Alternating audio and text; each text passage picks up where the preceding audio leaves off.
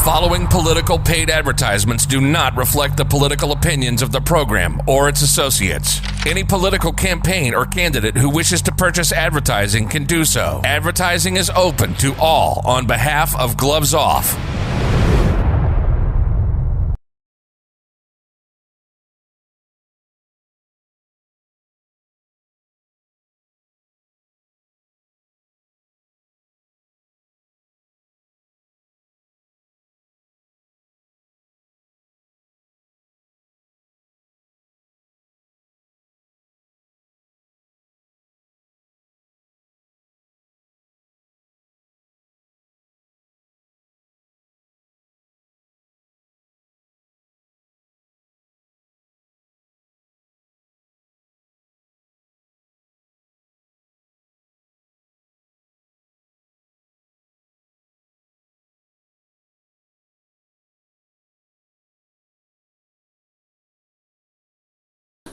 We're back at you in Gloves Off. I'm Professor Buitrón. I'm here with Judge Chuy Garza, and we're touching base on an interesting subject matter, the hate that's around politics in general, and how it's just overflowing. Yes, right, Judge? Yeah, it just seems to hide on. Good.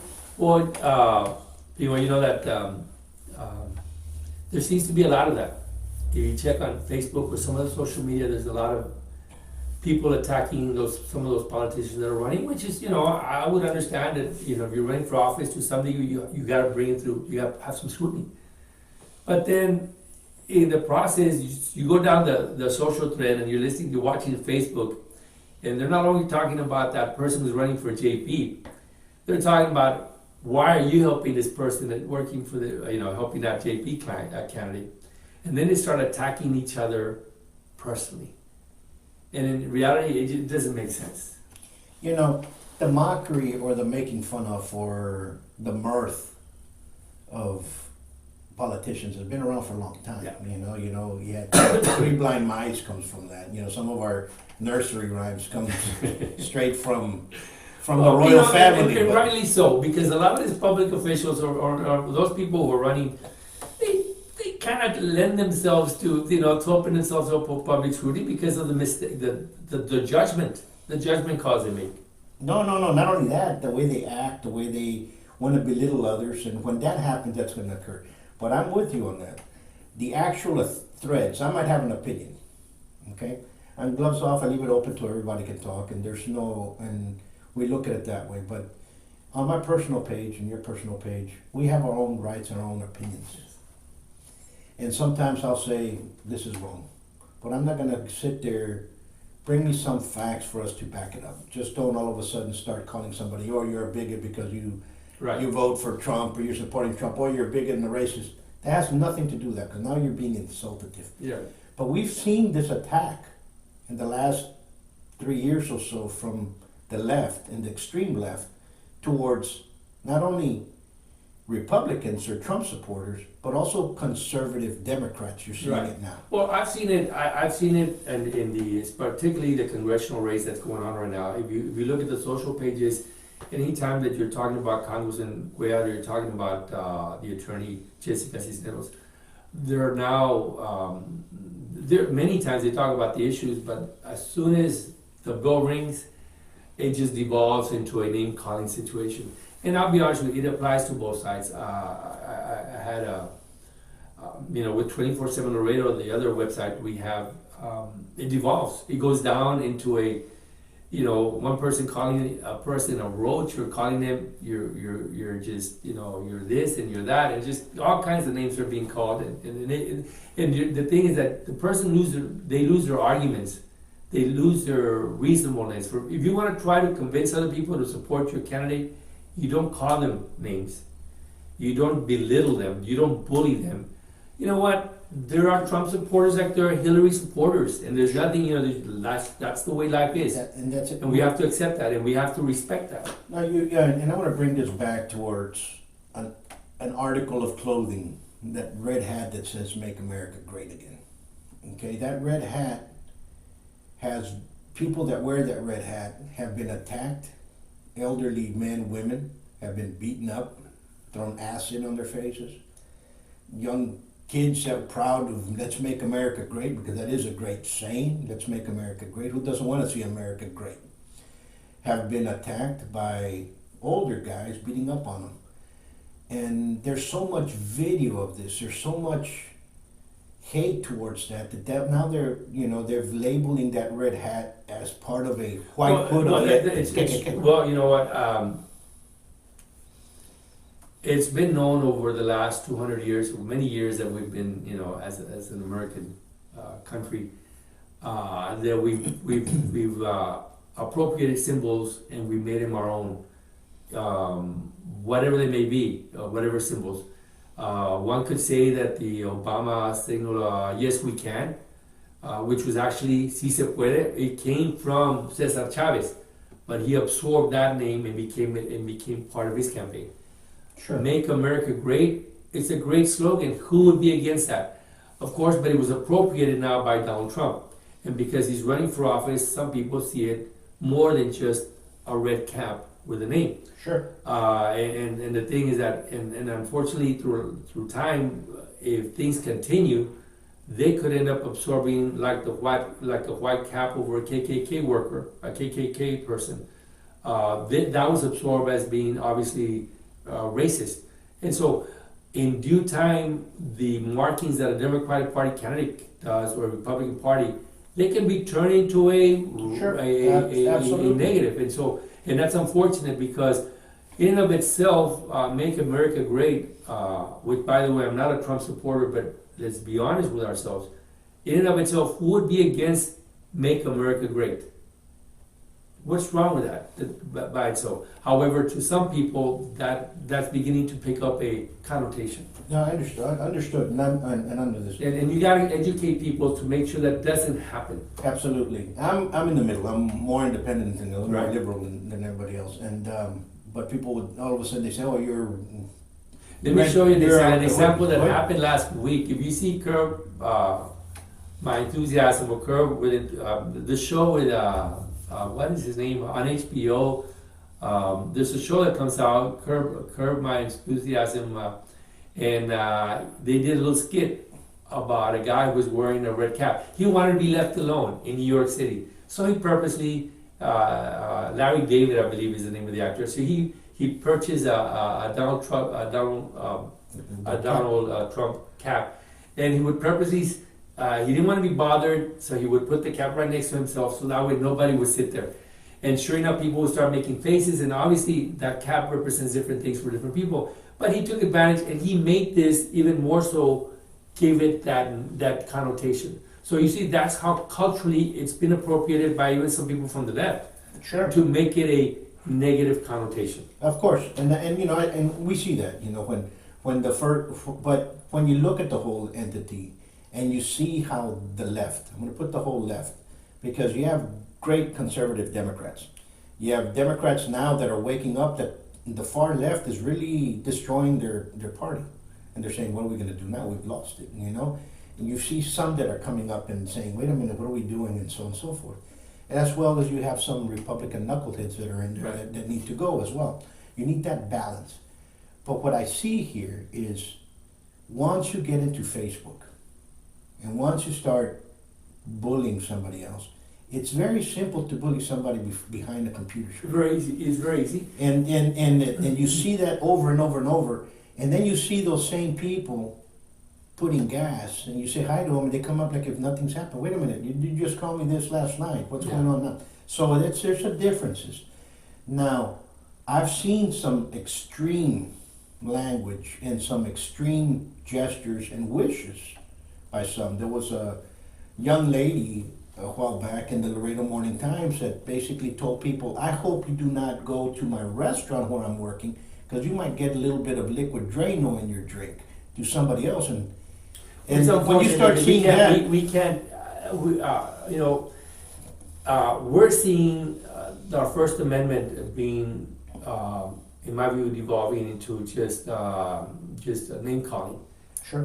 It should not be about that. And people think they can be on Facebook and we found democracy. We can say whatever we want to say, and they can say whatever they want to say because it seems that Facebook has a very liberal policy.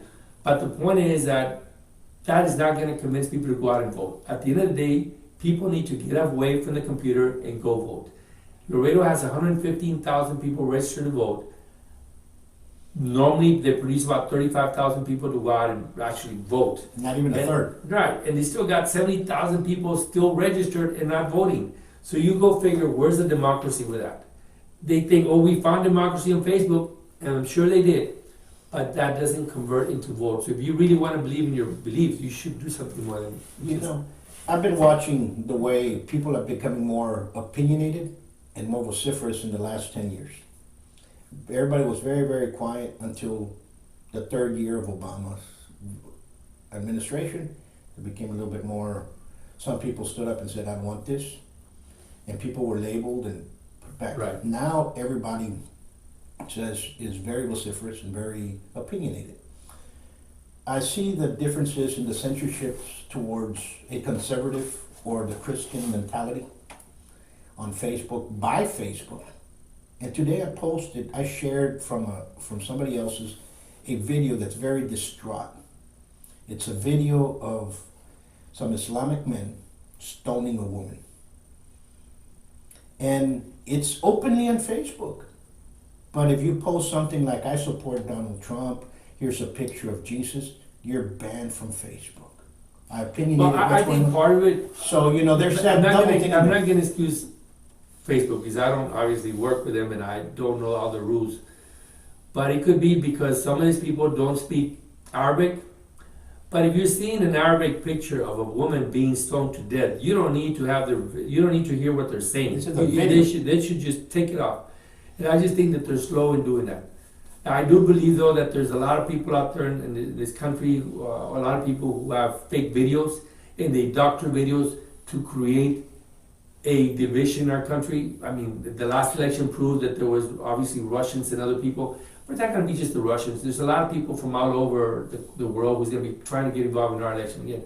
We need to be aware that just because you see it on Facebook doesn't mean it's true. No, this is an actual video. Yes, and it was a really savage video, and I cannot believe how Facebook continues to leave it. And then you had a couple of folks in there, hey, remove this from there. And you know what? I reported it, you reported it, because we have to be, that should not be there. Okay?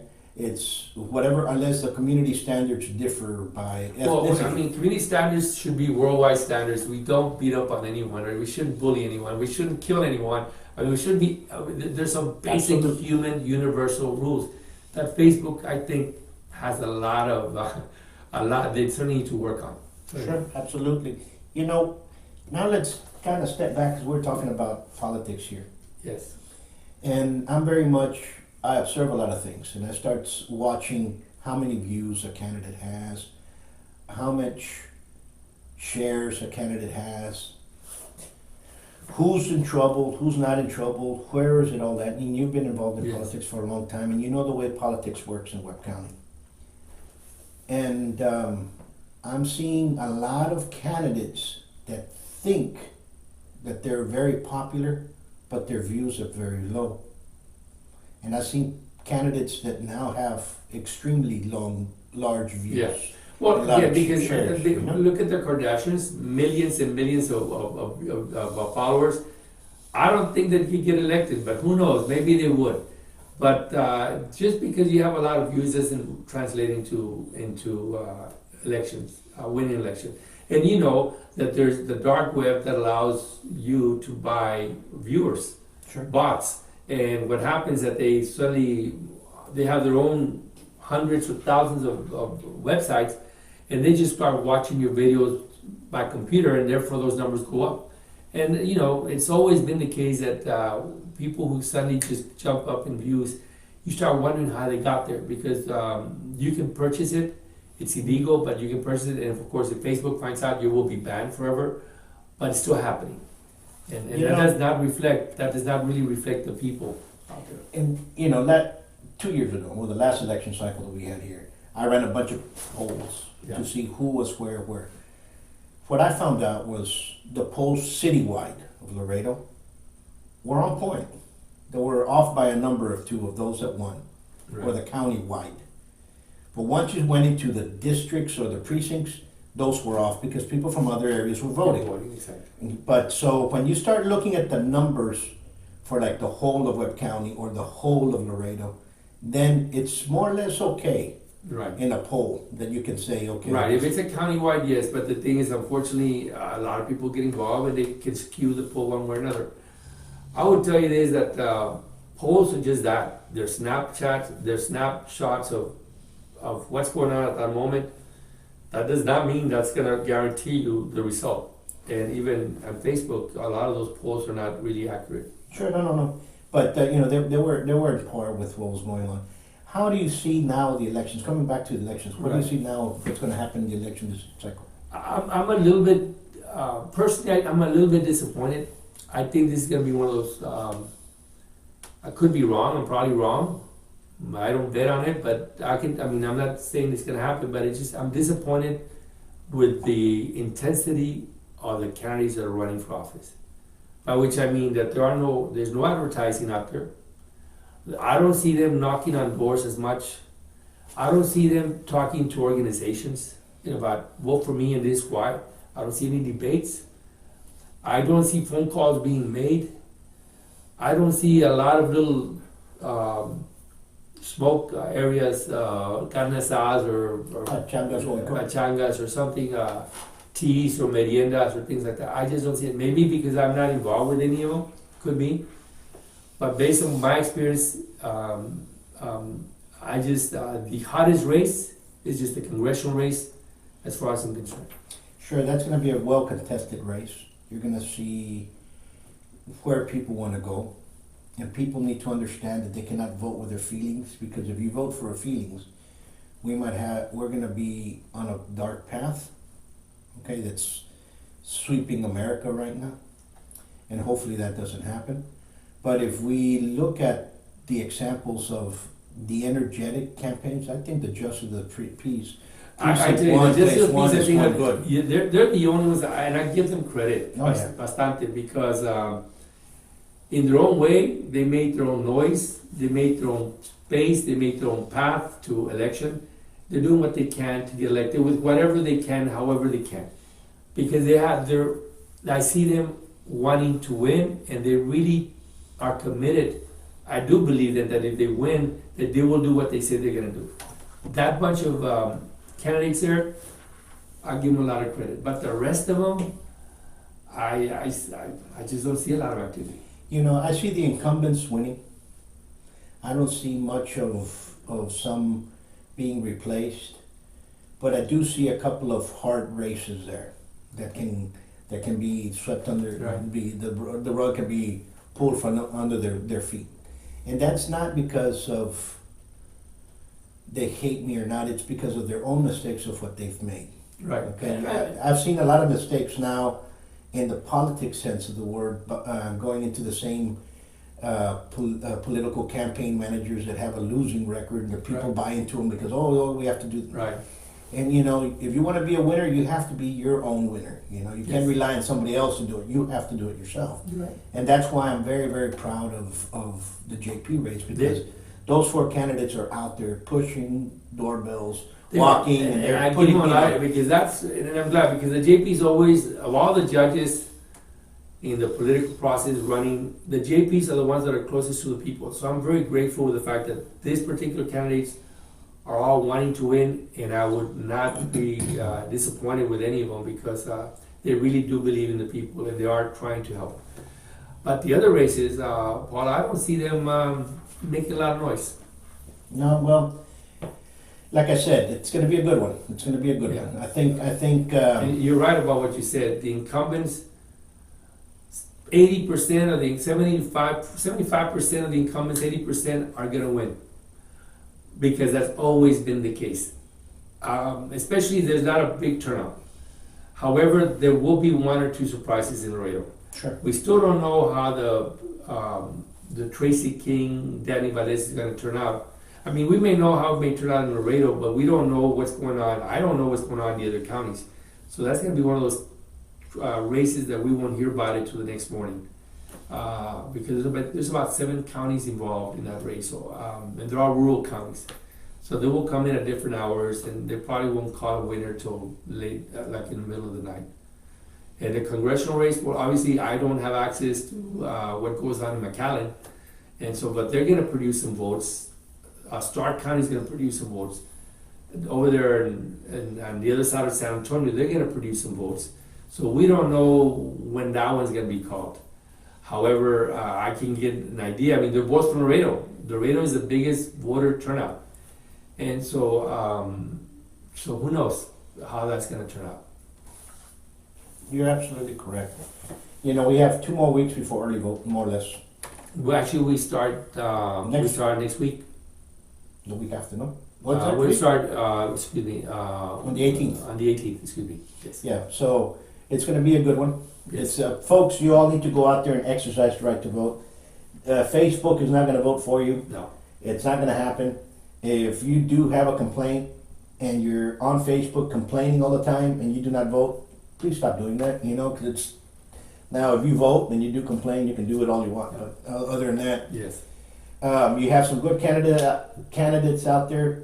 Research who and what they mean sincerely, not because it's so-and-so's brother, so-and-so's friend, he went to church with me. Look and see what they're actually doing. What is their whole intention?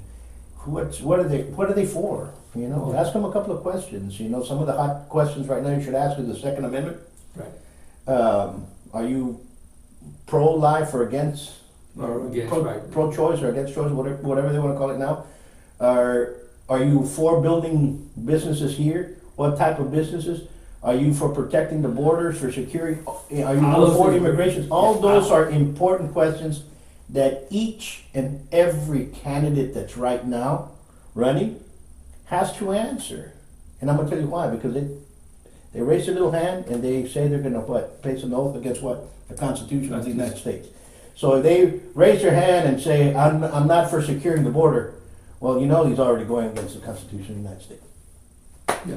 Well, again, it all depends on which races. Obviously, some of them will depend on the border wall, and some of them depend on the red flags, and some you need to consider the issue of abortion, because that issue it affects the judges, for example, and judges make those calls. So it just depends what type of race, but all those things matter at the end of the day. And at the end of the day, we need to have people who really care about our community. Not to make noise when we have our little Christmas times or Valentine dances and things like that. We need politicians, public officials who are going to be there for you every day and who are going to respond to your needs when you need them. Absolutely. With security and jobs and pretty much education as well. Absolutely. And that's it for now. And again, this is my pet peeve. Stop when the school bus stops. Okay?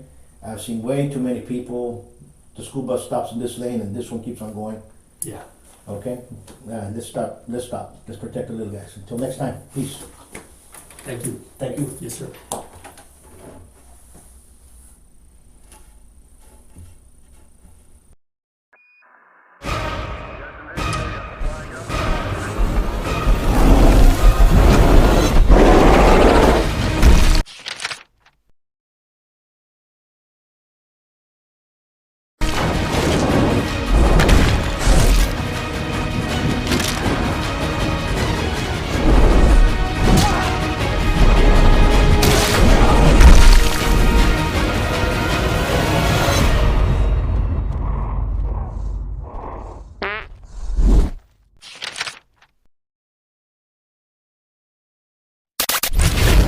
The following political paid advertisements do not reflect the political opinions of the program or its associates. Any political campaign or candidate who wishes to purchase advertising can do so. Advertising is open to all on behalf of Gloves Off.